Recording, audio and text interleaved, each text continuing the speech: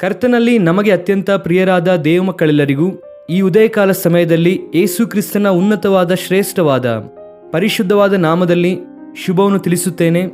ಎಲ್ಲರೂ ಚೆನ್ನಾಗಿದ್ದೀರಾ? ಕರ್ತನಾದ ಯೇಸು ಕ್ರಿಸ್ತನು ನಿಮ್ಮೆಲ್ಲರ ಜೀವಿತದಲ್ಲಿ ಮಹೋನ್ನತವಾದ ಕಾರ್ಯಗಳನ್ನು, ಅದ್ಭುತವಾದ ಕಾರ್ಯಗಳನ್ನು ಮಾಡಬೇಕೆಂದು ಪ್ರತಿದಿನ ಪ್ರಾರ್ಥಿಸುತ್ತಾ ಇದ್ದೇವೆ. ನಮ್ಮ ದೇವರು ಆಶ್ಚರ್ಯಕರನು. ಯೆಶಾಯ 9:6 ಸುಂದರವಾದ ಮಾತು ಇದೆ ಅಲ್ವಾ? ಆಶ್ಚರ್ಯಕರನು, ಆಲೋಚನಾ ಕರ್ತನು, ನಿತ್ಯನಾದ ತಂದೆ, ಪರಾಕ್ರಮ ದೇವರು, ಸಮಾಧಾನದ ಕರ್ತನು ಎಂಬುದಾಗಿ. ನಿಜವಾಗಿಯೂ ದೇವರು ನಮ್ಮ ಜೀವಿತದಲ್ಲಿ ತನ್ನ ಉದ್ದೇಶವನ್ನು ನೆರವೇರಿಸುತ್ತಾ, ಆತನ ಪ್ರಣಾಳಿಕೆಯನ್ನು ನಮ್ಮ ಜೀವಿತದಲ್ಲಿ ನೆರವೇರಿಸುತ್ತಾ ಇರುವುದಕ್ಕಾಗಿ ದೇವರಿಗೆ ಸ್ತೋತ್ರ ಮಾಡಬೇಕು.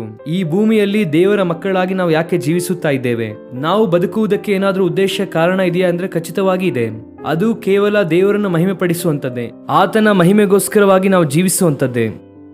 ನಾವು ಪ್ರತಿದಿನ ಒಂದು ವಾಗ್ದಾನವನ್ನು ಧ್ಯಾನಿಸುವುದರಿಂದ ಕ್ರಿಸ್ತನಿಗೆ ನಾವು ಸಮೀಪವಾಗಿ ಬರುತ್ತಾ ಇದ್ದೇವೆ. ನಿಮ್ಮಲ್ಲಿ ಅನೇಕರು ವಾಗ್ದಾನ ಸಂದೇಶದ ಮೂಲಕ ಆಶೀರ್ವದಿಸಲ್ಪಡುತ್ತಿದ್ದೀರಾ. ಈ ದಿನದ ವಾಗ್ದಾನಕ್ಕಾಗಿ ಸತ್ಯವೇದವನ್ನು ತೆಗೆದು 130ನೇ ಕೀರ್ತನೆ 4ನೇ ವಾಕ್ಯವನ್ನು ಓದೋಣವಾ? ಸ್ಯಾಮ್ 130:4. ನೀನು ಪಾಪವನ್ನು ಕ್ಷಮಿಸುವವನಾದ್ದರಿಂದ ಮನುಷ್ಯರ ಭಯಭಕ್ತಿಗೆ ನೀನೇ ಪಾತ್ರನು. But there is forgiveness with you that you may be feared. ಅರಸನಾದ ದಾವೀದನು ಬರೆದಂತಹ ಕೀರ್ತನೆ ಇದು ಕೂಡ ಯಾತ್ರಾ ಗೀತೆ ಎಂಬುದಾಗಿ ಬೈಬಲಲ್ಲಿ ನಾವು ನೋಡುತ್ತೇವೆ. ದೇವ ಮಕ್ಕಳು ಯೆರೂಸಲೇಮಿಗೆ ಯಾತ್ರೆಗೆ ಹೋಗುತ್ತಾ ಇರುವಾಗ ಅವರು ಹಾಡಿದಂತಹ ಹಾಡುಗಳು, ಅವರು ಪ್ರಸ್ತಾಪಿಸಿದಂತಹ ವಿಷಯವೆಲ್ಲವೂ ಕೂಡ ಯಾತ್ರಾ ಗೀತೆಯಲ್ಲಿ ಪ್ರಸ್ತಾಪಿಸಲ್ಪಟ್ಟಿದೆ. ಆದರೆ ಇಲ್ಲಿ ಭಕ್ತನು ಏನು ಹೇಳುತ್ತಾನೆಂದರೆ, ನೀನು ಪಾಪವನ್ನು ಕ್ಷಮಿಸುವನಾದ್ದರಿಂದ ಮನುಷ್ಯರ ಭಯಭಕ್ತಿಗೆ ನೀನು ಪಾತ್ರನು. ಇಬ್ರಿಯ ಭಾಷೆಯಲ್ಲಿ ಕ್ಷಮಾಪಣೆ ಎನ್ನುವಂಥ ಮಾತಿಗೆ ಸೆಲಿಕಾ ಎಂಬುದಾಗಿ ಉಪಯೋಗಿಸಿದ್ದಾರೆ. ಅದಕ್ಕೆ ಪಾರ್ಡನ್, ಅಷ್ಟು ಮಾತ್ರವಲ್ಲದೆ ಸ್ಪೇರ್ ಎಂಬುದಾಗಿ ಅರ್ಥ. ಅಂದರೆ ಕ್ಷಮಿಸುವುದು ಮಾತ್ರವಲ್ಲದೆ ಕ್ಷಮಿಸಿ ಹಾಗೆ ಬಿಡುವಂಥದ್ದು.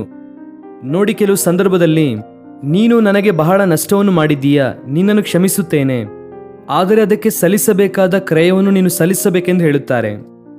ಇನ್ನು ಕೆಲವರು ಏನು ಹೇಳುತ್ತಾರೆ ಅಂದರೆ, ನೀನು ನನಗೆ ಬಹಳ ನಷ್ಟವನ್ನು ಮಾಡಿದ್ದೀಯಾ, ನಿನ್ನನ್ನು ಕ್ಷಮಿಸಿ ಹಾಗೆ ಬಿಡುತ್ತೇನೆ. ದೇವರು ನಮಗೆ ಅಂತಹ ಕ್ಷಮಾಪಣೆಯನ್ನು ಕೊಟ್ಟಿದ್ದಾರೆ.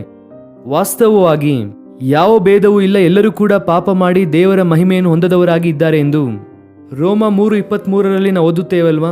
ಭೇದ ಎಂಬುದಾಗಿ ನೋಡುವುದಾದರೆ ಮತಭೇದ ಇದೆ, ಕುಲದ ಭೇದ ಇದೆ, ಪ್ರಾಂತ್ಯದ ಭೇದ ಇದೆ, ವರ್ಗದ ಭೇದ ಇದೆ, ಅನೇಕ ವಿಧವಾದ ಭೇದ ಪ್ರಪಂಚದಲ್ಲಿದೆ. ಆದರೆ ಪಾಪಕ್ಕೆ ಬರುವಾಗ ಯಾವುದೇ ಭೇದ ಇಲ್ಲ, ಎಲ್ಲರೂ ಕೂಡ ಪಾಪ ಮಾಡಿದ್ದಾರೆ.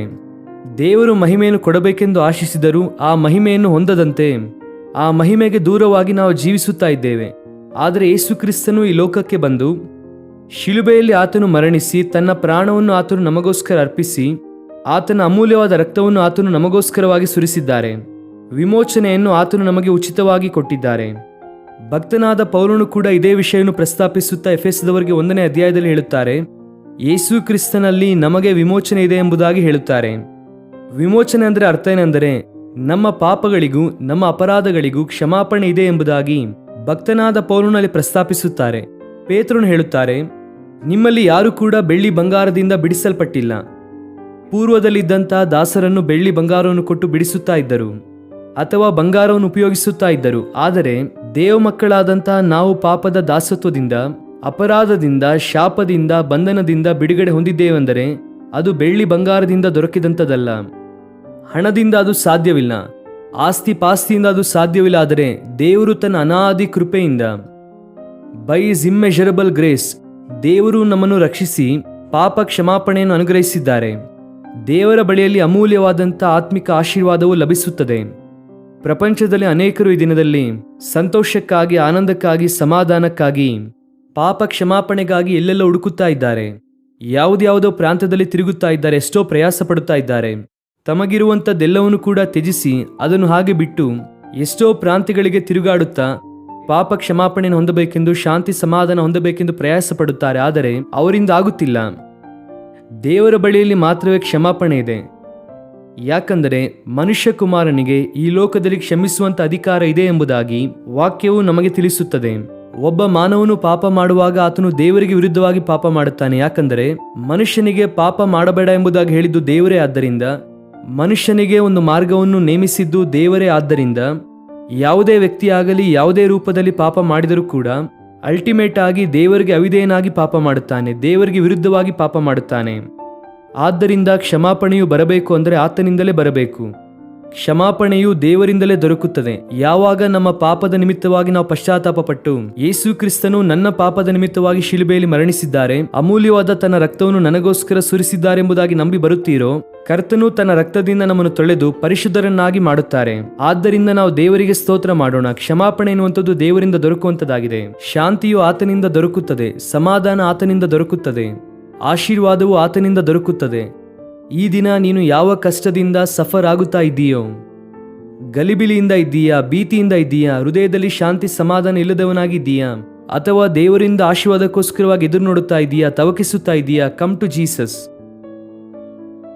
He understands you and he would like to bless you in every area of your life. ನಿನ್ನ ಜೀವಿತದಲ್ಲಿ ಪ್ರತಿ ವಿಧಾನದಲ್ಲೂ ಕೂಡ ಆಶೀರ್ವದಿಸಬೇಕೆಂಬುದಾಗಿ ದೇವರು ಕೋರುತ್ತಿದ್ದಾರೆ. ಯಾವಾಗ ನಾವು ದೇವರಿಂದ ಕ್ಷಮಾಪಣೆ ಹೊಂದುತ್ತೇವೋ, ದೇವರಲ್ಲಿ ನಾವು ಭಯಭಕ್ತಿಯುಳ್ಳವರಾಗಿ ಇರುತ್ತೇವೆ ಎಂಬುದಾಗಿ ದೇವರ ವಾಕ್ಯವು ಹೇಳುತ್ತದೆ. ನಿಜವಾದ ಭಯಭಕ್ತಿ ಅಂದರೆ ಕರ್ತನನ್ನು ಸಂಪೂರ್ಣವಾಗಿ ಹಿಂಬಾಲಿಸುತ್ತಾ, ಆತನ ಮಾರ್ಗದಲ್ಲಿ ಪ್ರಯಾಣಿಸುತ್ತಾ, ಆತನ ವಾಕ್ಯಕ್ಕೆ ವಿಧೇಯರಾಗಿ ಜೀವಿಸುವಂಥದ್ದೇ. ಈ ದಿನ ನೀನು ಏನು ಬೇಕು ಎಂಬುದಾಗಿ ತವಕಿಸುತ್ತಾ ಇದೆಯೋ, ಅದು ಕೇವಲ ದೇವರ ಪಾದ ಸಮ್ಮುಖದಲ್ಲಿ ಮಾತ್ರ ಲಭಿಸುತ್ತದೆ. ಆತನ ಬಳಿಯಲ್ಲಿ ಸಕಲ ಐಶ್ವರ್ಯವೂ ಇದೆ, ಸಕಲ ಸಂಪತ್ತುಗಳು ಕೂಡ ಇದೆ. ಭಕ್ತನಾದ ಪೌಲನು ಕೊಲೊಸ್ಸೆದವರಿಗೆ ಬರೆಯುವಾಗ ಹೇಳುತ್ತಾರೆ, ಬುದ್ಧಿ ಜ್ಞಾನದ ಸರ್ವ ಸಂಪತ್ತುಗಳು ಆತನಲ್ಲಿ ಗುಪ್ತವಾಗಿದೆ ಎಂಬುದಾಗಿ ಕೊಲೊಸ್ಸೆ ಪತ್ರಿಕೆಯಲ್ಲಿ ಪೌಲನು ಹೇಳುತ್ತಾರೆ. ದೇವರ ಬಳಿಯಲ್ಲಿ ಸರ್ವ ಸಂಪತ್ತು ಕೂಡ ಇದೆ ಅಂತೆ.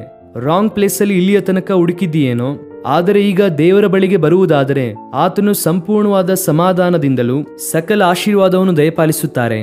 ಈ ದಿನ ಈ ವಾಗ್ದಾನವನ್ನು ಕ್ಲೈಮ್ ಮಾಡಿ ಕರ್ತನನ್ನು ಸ್ತುತಿಸಿರಿ. ಹೌದಯ್ಯ, ಹಿಂದೆ ವ್ಯರ್ಥವಾದ ಜೀವಿತವನ್ನು ಜೀವಿಸುತ್ತಾ ಇದ್ದೆ, ಇವತ್ತು ನಾನು ಭಯಭಕ್ತಿಯುಳ್ಳವನಾಗಿ ಜೀವಿಸುತ್ತಾ ಇದ್ದೇನೆ ಅಂದರೆ ನೀವು ನನ್ನ ಪಾಪವನ್ನು ಕ್ಷಮಿಸಿದ್ದೀರಾ, ಅಪರಾಧವನ್ನು ಕ್ಷಮಿಸಿದ್ದೀರಾ, ಕತ್ತಲೆಯಿಂದ ಬೆಳಕಿಗೆ ತಂದಿದ್ದೀರಾ. ಅದಕ್ಕೆ ಸ್ತೋತ್ರ ಎಂಬುದಾಗಿ ಹೇಳುತ್ತಾ ದೇವರನ್ನು ಸ್ತುತಿಸುತ್ತಾ ಈ ವಾಗ್ದಾನವನ್ನು ಕ್ಲೈಮ್ ಮಾಡೋಣ. ಕರ್ತನು ನಿಮ್ಮ ಜೀವಿತದಲ್ಲಿ ಅದ್ಭುತವನ್ನು ಮಾಡುತ್ತಾರೆ. ಪ್ರಾರ್ಥನೆ. ಪ್ರೀತಿಯುಳ್ಳ ತಂದೆ, ಉನ್ನತನಾದ ದೇವ, ನಾವೆಲ್ಲರೂ ಕೂಡ ನಿಮ್ಮಲ್ಲಿ ಭಯಭಕ್ತಿಯುಳ್ಳವರಾಗಿರುವಂತೆ ನಿಮ್ಮ ಕ್ಷಮಾಪಣೆ ನಮಗೆ ದೊರಕುತ್ತದೆ ಎಂದು. ಕೇವಲ ಕ್ಷಮಾಪಣೆ ಮಾತ್ರವಲ್ಲ, ನಮಗೆ ಬೇಕಾದಂತಹ ಸಕಲ ವಿಧವಾದ ಆಶೀರ್ವಾದಗಳು ನಿಮ್ಮ ಬಳಿ ಲಭಿಸುತ್ತದೆ. ಅದಕ್ಕಾಗಿ ಸ್ತೋತ್ರ ಹೇಳುತ್ತೇನೆ. ಈ ದಿನ ಈ ವಾಗ್ದಾನ ಸಂದೇಶವನ್ನು ನಮ್ಮ ಪ್ರಿಯರು ಯಾರ್ಯಾರು ಕೇಳುತ್ತಿದ್ದಾರೋ, ಈ ವಾಗ್ದಾನವನ್ನು ಕ್ಲೈಮ್ ಮಾಡುತ್ತಿದ್ದಾರೋ, ಅವರು ಹುಡುಕುವಂಥದ್ದೆಲ್ಲವನ್ನೂ ಕೂಡ ಸಿಗುವಂತೆ ಸಹಾಯ ಮಾಡಿ. ನಿಮ್ಮ ಸನ್ನಿಧಿಯಲ್ಲೇ ಸಂಪೂರ್ಣವಾದ ಶಾಂತಿ, ಸಮಾಧಾನ, ಆನಂದವೂ ಇದೆ. ಆದ್ದರಿಂದ ನಮ್ಮ ಪ್ರಿಯರ ಹೃದಯದಲ್ಲಿ ದೊಡ್ಡ ಧೈರ್ಯವನ್ನು, ಶಾಂತಿ, ಸಮಾಧಾನವನ್ನು ದಯಪಾಲಿಸಿರಿ. ಅನಾರೋಗ್ಯದಲ್ಲಿರುವವರಿಗೆ ಸ್ವಸ್ಥತೆ ನೀಡಿರಿ, ಬಿಡುಗಡೆ ಇಲ್ಲದೆ ಇರುವವರಿಗೆ ಬಿಡುಗಡೆ ನೀಡಿರಿ, ದುಃಖದಲ್ಲಿರುವಂತವರನ್ನು ಮೇಲೆತ್ತಿರಿ. ಸ್ತುತಿ, ಘನ, ಮಾನ, ಮಹಿಮೆ ನಿಮಗೆ ಮಾತ್ರ ಸಲ್ಲಿಸುತ್ತಾ ಯೇಸು ಕ್ರಿಸ್ತನ ಶ್ರೇಷ್ಠವಾದ ನಾಮದಲ್ಲಿ ಬೇಡಿ ಹೊಂದಿಕೊಳ್ಳುತ್ತೇವೆ ತಂದೆಯೇ. Amen. God bless you dear friends. Have a wonderful day.